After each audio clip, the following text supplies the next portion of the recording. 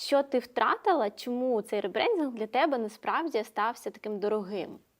Я тобі не скажу, що цей ребрендинг стався Не сама таким. послуга дорога, а от те, що в тебе вже закуплені були матеріали, тобто це все, по суті, є Так, тепер... з кінця 21-го року ми ж підготувалися до ребрендингу візуального, Так. без позиціонування нового.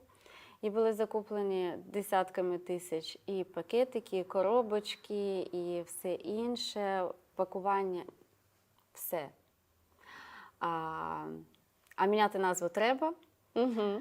І, тобто, це все залишається не використаним. Не використано.